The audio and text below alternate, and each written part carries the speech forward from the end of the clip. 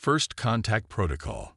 The celestial Voyager emerged from phase shift with mechanical precision, its sleek hull briefly distorting the starfield before settling into a stable orbit around the third planet of an unremarkable yellow star. Commander Valeria Kresh stood on the observation deck, her four-fingered hands clasped behind her back as she studied the blue-white sphere below. "Preliminary scans complete, Commander," Lieutenant Zarn announced, his voice carrying the clipped efficiency of the Galactic Survey Corps. "Atmosphere composition confirmed. Nitrogen-oxygen mix with trace gases. Civilization parameters match intelligence classification Type C technological development level. Pre-interstellar. Planetary designation. Earth." Kresh nodded, her scaled skin shifting through subtle shades of blue, a sign of contemplation among the Nalfori. "And the inhabitants? Carbon-based bipeds. Call themselves humans. Industrialized global society with primitive digital networks and nuclear capabilities. Highly fractured political structures. Nothing we haven't seen 100 times before," Kresh murmured, though something about the planet tugged at her instincts. The Galactic Council had classified Earth as a routine observation mission, barely worth a footnote in the vast catalog of life-bearing worlds. Yet the Council had assigned her team, 12 of the most elite xenoanthropologists and special operatives in the court. "Prepare the briefing room," she ordered. "Full team assembly in 20 minutes." The 12 members of Expedition Team Proxima settled into their ergonomic seats around the oval briefing table. Each represented the pinnacle of Galactic Corps training, specialists in everything from xenobiology to cultural assimilation. Kresh activated the holographic display, and Earth rotated slowly above the table. "Our mission is standard observation protocol," Kresh began. 2 planetary rotations of passive data collection, followed by limited ground reconnaissance. We observe, we document, we leave. The inhabitants must remain unaware of our presence. Specialist Mira Teal, the team's xenolinguist, raised a delicate tendril. "Commander, request permission to access their information networks directly. Their encryption is primitive. I could extract cultural databases without detection." "Granted, but exercise caution. Remember Proxima 7. A collective shudder passed through the team. The Proxima 7 incident, where a careless data extraction had triggered a global security panic on a developing world, was required study at the Academy. Questions? Kresh surveyed her team. Tactical Officer Drav leaned forward, his metallic exoskeleton catching the light. Rules of engagement, Commander. Strictly non-intervention. Defensive measures only, and even those are last resort. We're scientists, not warriors. Kresh's skin darkened slightly. Though I'm aware of your specific skill sets. The team nodded in unison. They were scientists, yes, but scientists trained in 13 forms of combat, equipped with the most advanced technology in the galaxy, and conditioned to withstand extreme psychological pressure. Dismissed. Begin preliminary scans. Ground team preparation at 600. As the team dispersed, Communications Officer Peltor lingered. Commander, something feels off about this assignment. Kresh's inner eyelids flicked, the Nalfori equivalent of a raised eyebrow. Explain. The Council's interest in this world seems disproportionate to its classification. A full Proxima team for a routine observation. We're usually reserved for first contact with spacefaring civilizations or extraction of deep-cover operatives. Kresh considered this. Peltor had an intuition that had saved them on more than one mission. Noted. Keep your sensors tuned for anything unusual. Always, Commander. 12 hours later, Kresh reviewed the initial findings with growing perplexity. Earth was simultaneously more primitive and more chaotic than anticipated. Their technology was inefficient, their social structures wildly inconsistent, and their information networks cluttered with contradictions. They transmit vast quantities of information, Mira Teal reported, her tendrils twitching in what Kresh recognized as confusion. But much of it appears to be intentionally false. They call it entertainment or fiction, and their actual historical records are constantly disputed among their own kind. How do they function as a society? Asked Science Officer Quell. Inefficiently, Teal responded.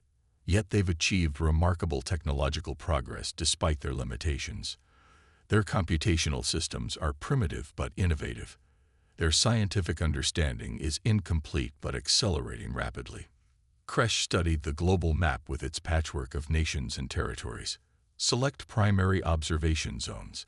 Focus on areas with highest technological development and cultural diversity. When the ground teams were assembled, Kresh delivered her final briefing. Our camouflage suits will render us undetectable to their sensor technology and provide visual approximation of their appearance should we be spotted. Teams of 2, standard observation protocols. Synchronized communication every 3 hours. Kresh herself would lead the first reconnaissance with Tactical Officer Drav. Their target, a sprawling urban center the humans called Atlanta, selected for its complex mix of cultural elements and moderate technological development. The transport pods descended silently through Earth's atmosphere under cover of darkness. As they approached the landing zone, an isolated wooded area outside the city, Kresh felt an unfamiliar tension. Standard procedure, standard planet, standard mission. Why did her instincts scream caution? Their landing was textbook perfect. The camouflage suits activated instantly, transforming their alien physiologies into convincing human appearances. Kresh examined her 5-fingered hands with scientific detachment. Primitive sensory apparatus, she noted. Limited visual spectrum, minimal tactile sensitivity. But robust, Drav countered. Their physical resilience is noteworthy according to the data. They moved through the wooded area toward the lights of the city. Earth's gravity was slightly less than ideal. Everything felt too light, too easy. The air carried a complex mixture of chemical compounds, some natural, many artificial. First observation, Kresh dictated to her recorder. Environment heavily modified by inhabitants. Natural systems compromised but still functional. As they reached the outskirts of human habitation, the sensory input intensified.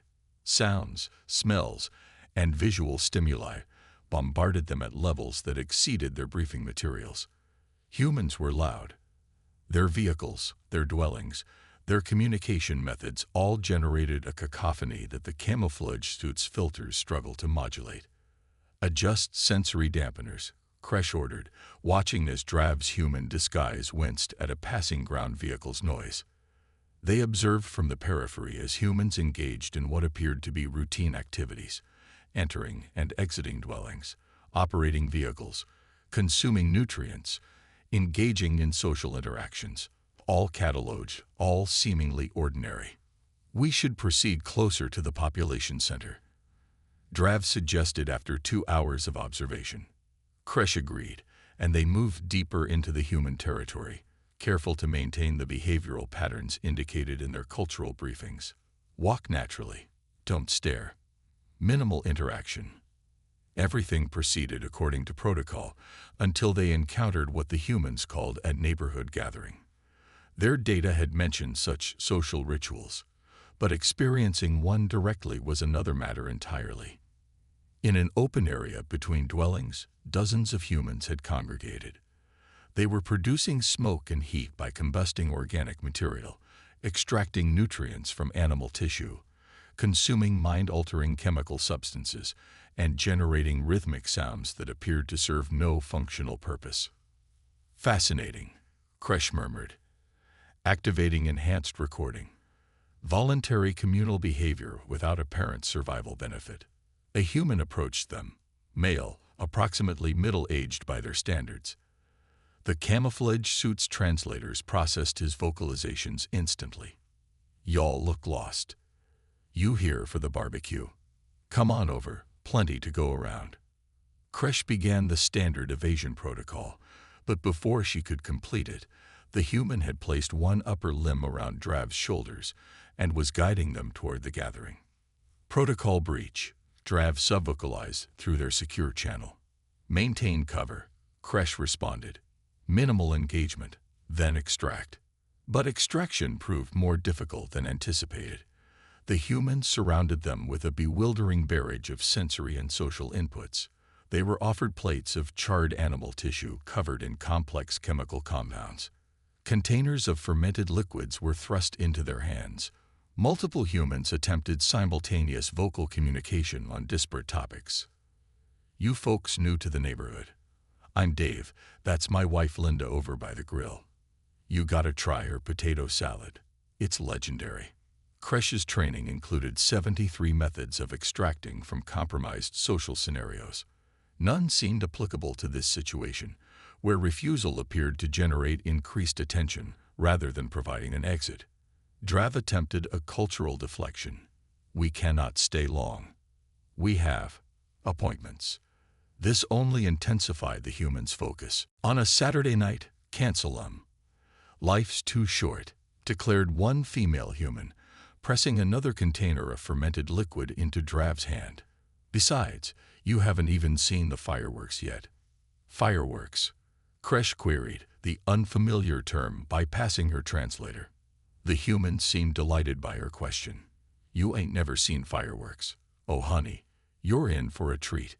Before Kresh could formulate a response, a deafening boom shattered the night, followed by a cascade of light and color overhead. Her combat training nearly activated. The noise and visual pattern matched several weapon signatures in her database, but she suppressed the reaction as she processed that the humans were responding with expressions of pleasure rather than alarm. Beautiful, ain't it? Said the first human who had approached them. Kresh stared upward, watching as chemicals combusted in precise patterns, creating ephemeral art in the night sky.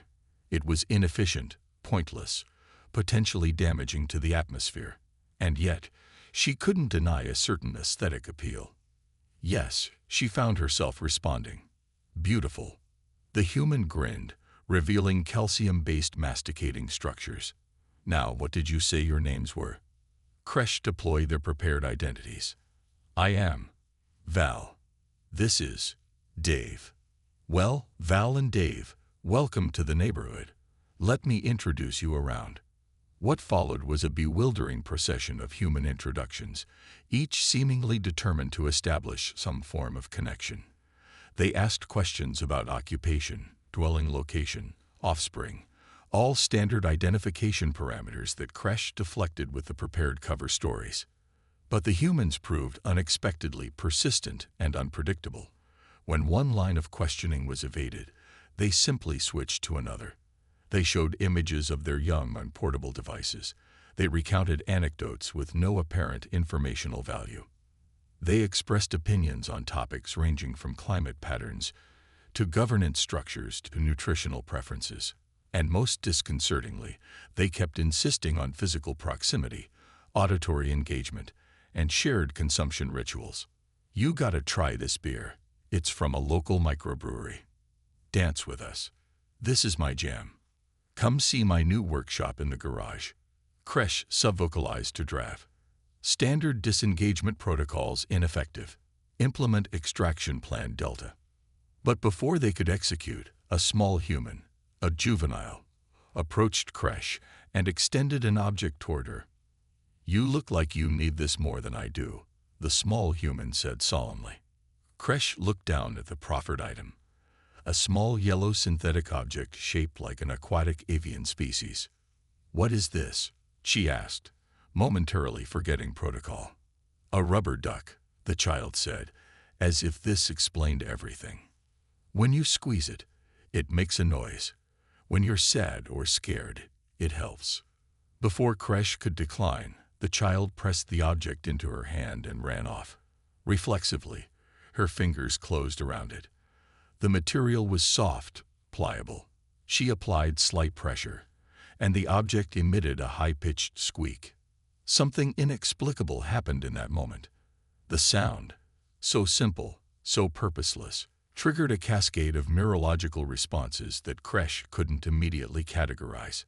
She squeezed again, another squeak, another neural cascade. Commander, Drav's voice seemed distant. Kresh stared at the small yellow object. She had encountered thousands of artifacts from hundreds of civilizations. None had affected her this way. It was ridiculous, pointless, completely without function. She squeezed it again. "Commander, we need to extract. The other teams are reporting similar complications." Kresh nodded, finally tearing her gaze from the duck. "Extraction point Alpha. Notify all teams." But as they attempted to disengage from the human gathering, they received disturbing reports from the other reconnaissance pairs. Team 2 had somehow become involved in a competitive eating ritual involving capsaicin-laden nutrients. Team 3 was trapped in a dwelling watching something called karaoke. Team 4 had been separated entirely, with one member now operating the human ground vehicle. "This is unprecedented," Drav muttered as they moved away from the gathering. "It's as if they have some form of social gravity." Kresh clutched the rubber duck, its presence somehow reassuring amid the chaos. "We need to regroup immediately. Full team extraction." But even as she gave the order, Kresh felt an unexpected reluctance. The mission parameters were clear: observe and depart. Yet there was something here they hadn't cataloged, something fundamental about these humans that defied their careful analysis. She squeezed the duck again, listening to its squeak echo in the night air. Something told her this mission was about to deviate significantly from protocol. Cultural immersion. Dawn broke over Atlanta with a symphony of noise that Kresh's sensory filters struggled to process. Vehicle engines, industrial machinery, communication devices, avian vocalizations, all blending into a chaotic urban soundtrack that had no parallel in the ordered societies of the Galactic Union. "Status report," Kresh demanded through the secure channel, her voice tight with what she refused to acknowledge as anxiety. The responses from her team were not encouraging. Team 2, currently located in a domicile called Waffle House, came the first report. "Specialist Durex is participating in a nutrient consumption challenge." Extraction timeline. Kresh pressed. "Complicated. We appear to have developed the following. The humans call themselves regulars and seem invested in Durex's performance." Kresh suppressed a flicker of irritation. Team 3. "Compromised, Commander," came the sheepish response. "We've been mistaken for participants in a regional celebration called a convention. The humans believe our camouflage suits are something called cosplay, and this prevents extraction. How exactly? They keep wanting to take images with us. Refusal appears to violate social protocols and draws increased attention." With each report, the situation deteriorated further. Team 4 had somehow become involved with a human emergency response group. Team 5 was trapped in an escape room, a bizarre simulation chamber where humans voluntarily imprisoned themselves to solve puzzles. Team 6 had been recruited into a flash mob dance routine at a commercial center. 12 of the most disciplined operatives in the Galactic Survey Corps and Earth had scattered and compromised them within less than one planetary rotation. Drav. Kresh turned to her tactical officer. Analysis. Drav's human disguise frowned, an expression they'd been practicing. The humans deploy a form of social warfare we haven't encountered before. Their seeming disorganization is actually their strength. They're unpredictable, adaptable, and pathologically inclusive. Inclusive? Kresh questioned. They actively seek to incorporate strangers into their social structures, often against resistance. Our standard evasion tactics assume societies with normal boundaries and protocols. These humans, Drav shook his head. They ignore conventional social barriers. Kresh processed this, her hand unconsciously reaching for the rubber duck she'd stowed in her camouflage suit's pocket. She stopped herself before squeezing it. "We need a new strategy. Central rendezvous point. Using their transportation systems would be fastest, but risks further exposure." "Commander," Drav hesitated. "I believe some team members may be experiencing early signs of cultural contamination." The phrase sent a chill through Kresh's circulatory system. Cultural contamination. The gradual breakdown of an observer's psychological barriers when exposed to an alien society was a theoretical risk covered in academy training, but it was considered rare, requiring months or years of deep immersion. "Impossible," she stated. "We've been here less than a day."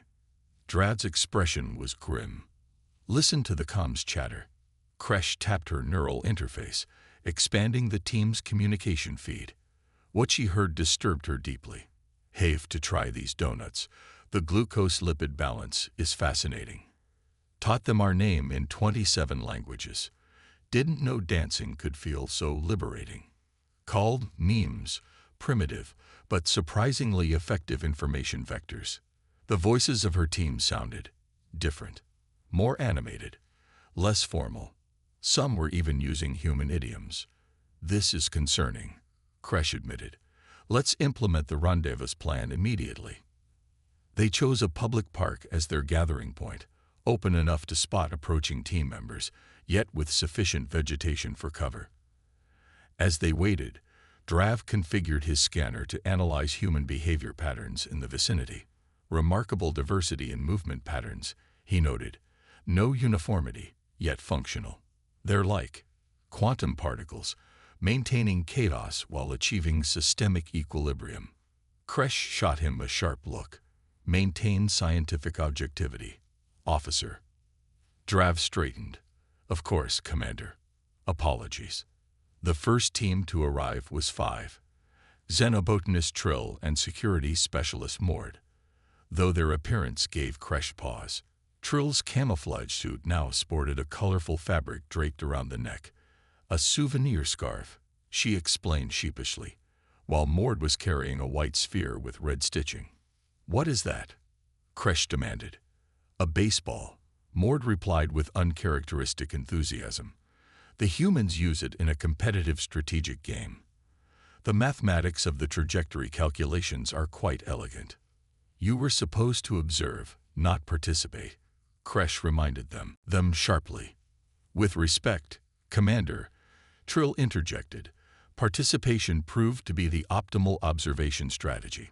The humans became suspicious of passive watchers, but welcomed active participants.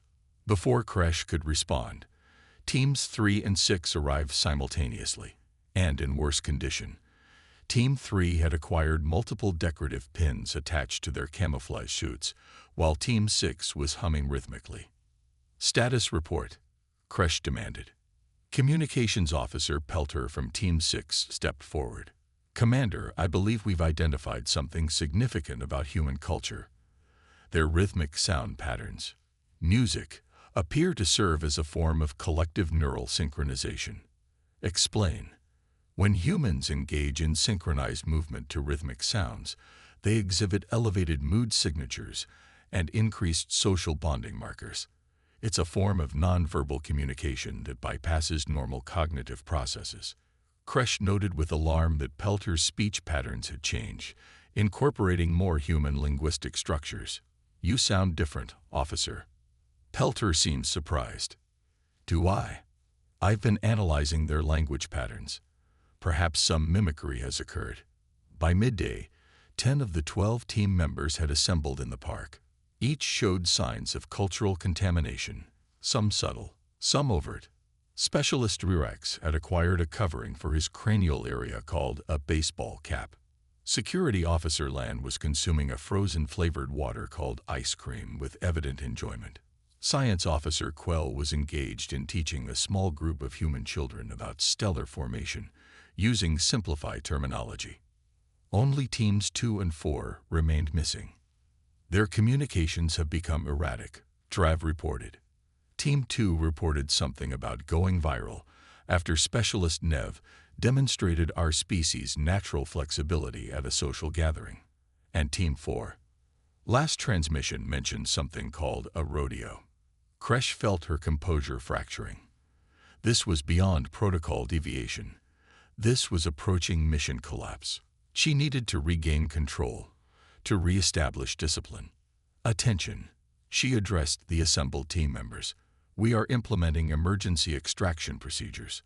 All teams return to the ship immediately." The response was not what she expected. Rather than immediate compliance, she encountered reluctance. "Commander," xenolinguist Mira Teal ventured, "we've barely scratched the surface of their communication systems. Their language contains over 50,000 lexical items, with regional variations."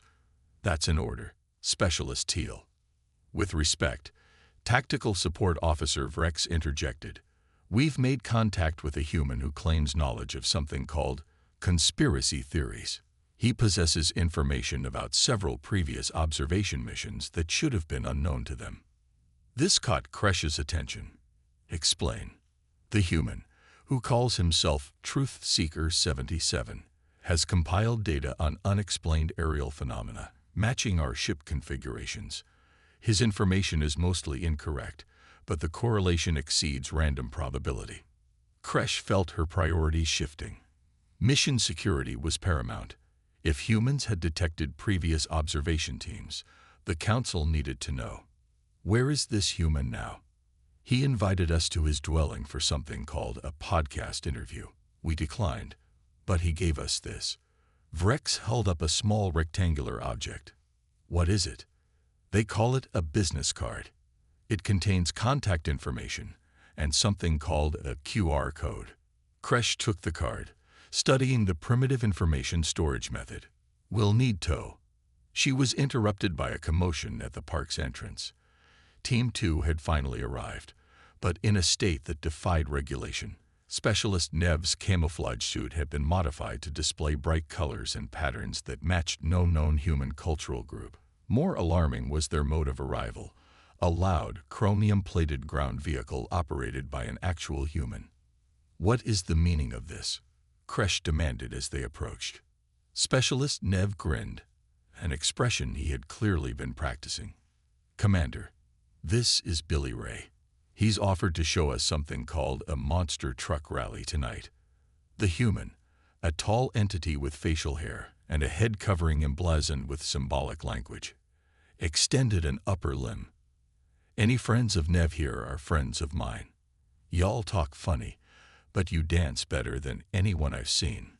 Kresh ignored the greeting gesture. "Specialist Nev, you have compromised mission parameters by establishing prolonged contact with a local. Explain yourself."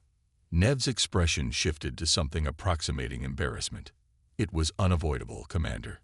Our cover was compromised when Technician Zol's camouflage suit malfunctioned at a social gathering called a club. The emergency protocol indicated maintaining plausible alternative identity, so we claimed to be." He hesitated. "Claimed to be what?" Kresh pressed. "Performance artists from Northern Europe." Drav made a sound that might have been suppressed laughter. The human, Billy Ray, seemed oblivious to the tension. "These folks are amazing. Never seen moves like that. You their manager or something." Before Kresh could formulate an appropriate response, her attention was drawn to Team 4's arrival, in even more alarming fashion. They were being escorted by humans wearing authority uniforms and operating a vehicle with flashing illumination devices. "Situation compromised," Drav muttered. The uniformed humans approached the group with expressions of concern rather than suspicion. "These folks with you?" one asked, gesturing to Team 4. "We found them trying to milk a statue in Centennial Park. They might need medical attention." Kresh quickly assessed the situation. "Yes, they're with us. My apologies for any inconvenience. They're tourists. First time in your country." The human nodded understandingly. "Maybe keep a closer eye on them, and make sure they stay hydrated. Heat does funny things to people not used to Georgia summers."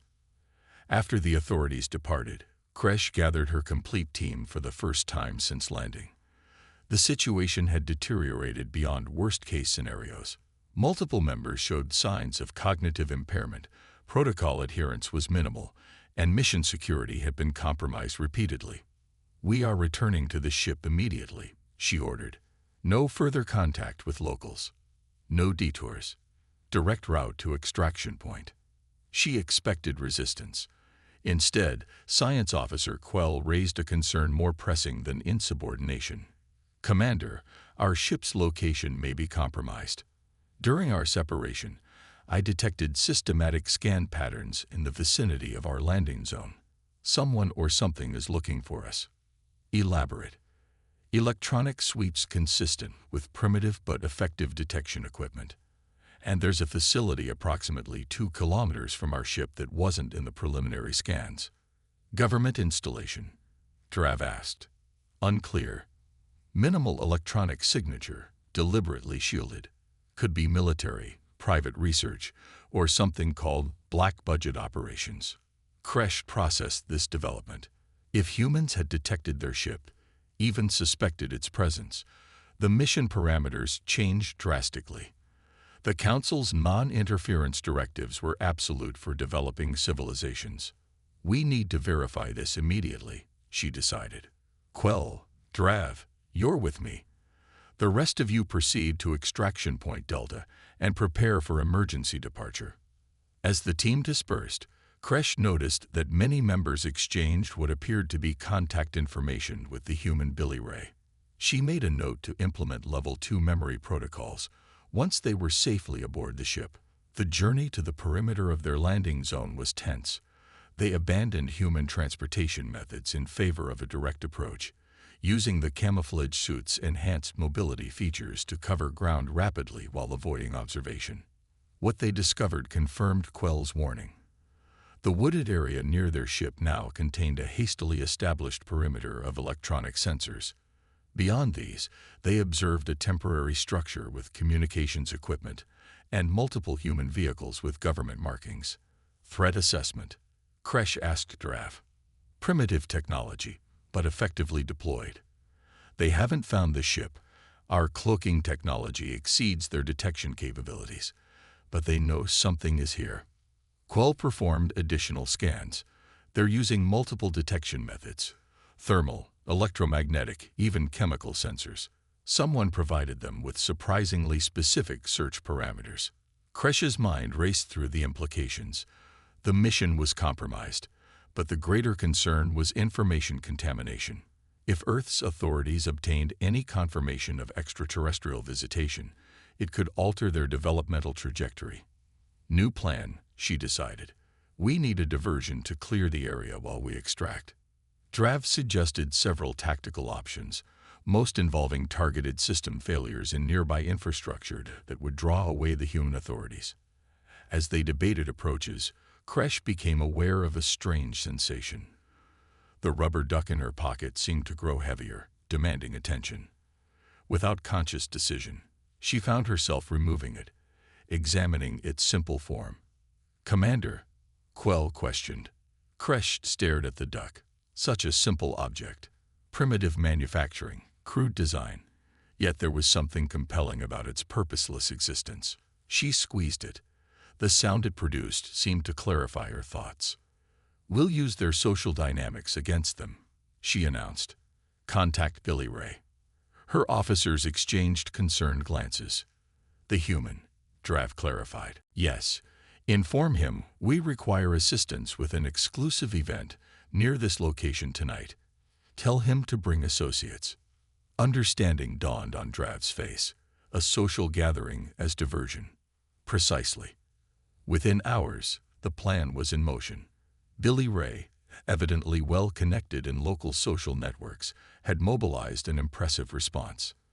Dozens of ground vehicles began arriving at the edge of the wooded area, disgorging humans carrying sound equipment, illumination devices, and containers of fermented beverages.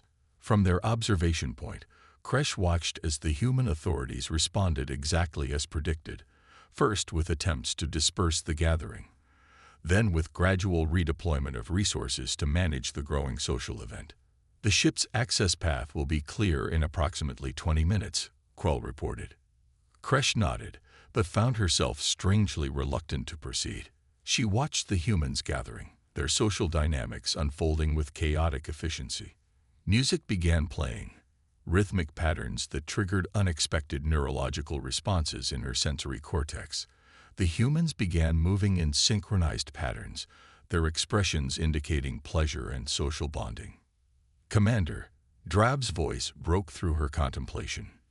Team 3 reports a complication. Explain. They'd been invited to participate in something called a dance-off. Refusal would apparently breach established cover. Kresh felt a headache building, a rare occurrence for her species. Tell them to extract immediately, cover integrity notwithstanding. There's more. Team 6 has distributed our communication devices to several humans, describing them as prototype smart accessories. This was a severe protocol violation. Sharing technology, even disguised, was strictly forbidden. Confiscate them immediately. Difficult. The devices have been dispersed through what the humans call a viral marketing campaign. Kresh squeezed the duck again, harder this time. Its squeak sounded almost like a protest. We need to accelerate extraction, she decided. All teams to the ship now. We'll implement Protocol Omega. Protocol Omega, targeted electromagnetic pulse combined with airborne amnesia compounds, was a last resort for compromised missions. It would disable electronic devices and create temporary memory gaps in all humans within a 3-kilometer radius. As they moved toward the ship, weaving through the distracted human authorities and the growing celebration, Kresh observed her team members. Many were displaying obvious signs of cultural contamination now, adopting human gestures, using their idioms, even exhibiting emotional responses to the impending departure. Gonna miss this crazy planet, Specialist Nev remarked, earning a sharp look from Kresh. When they reached the ship's hidden entry point, Kresh performed a final team count. 11 present, 1 missing. Where is Specialist Wurex? She demanded. Communications Officer Peltor looked uncomfortable. He declined extraction, Commander. Declined. The concept was so alien that Kresh initially failed to process it. Explain immediately. He stated that he found his calling as something called a hot dog eating champion. He's scheduled to compete in something called Nationals next week. For the first time in her distinguished career, Commander Valeria Kresh was speechless. A Galactic Corps officer, abandoning duty, ship, and species for competitive consumption of processed meat tubes. This is beyond cultural contamination, Drav observed quietly. This is full cognitive restructuring. Kresh made the hardest decision of her career. We cannot compromise the entire mission for one officer. We'll implement extraction without him. Commander, Quell ventured, protocol dictates no team member can remain. Protocol has proven inadequate for this planet. Kresh snapped. We extract now before anyone else decides to become a hot dog champion. As the team boarded the ship, Kresh found herself at the entry portal, looking back at the Earth night. The human gathering had grown, music and laughter carrying through the trees. Lights flashed in patterns that seemed to synchronize with the rhythmic sounds. Humans moved together, apart, together again. A chaotic dance that nonetheless contained its own internal logic. She squeezed the duck one last time. Then Commander Valeria Kresh, decorated officer of the Galactic Survey Corps, did something unprecedented in her service record. She hesitated.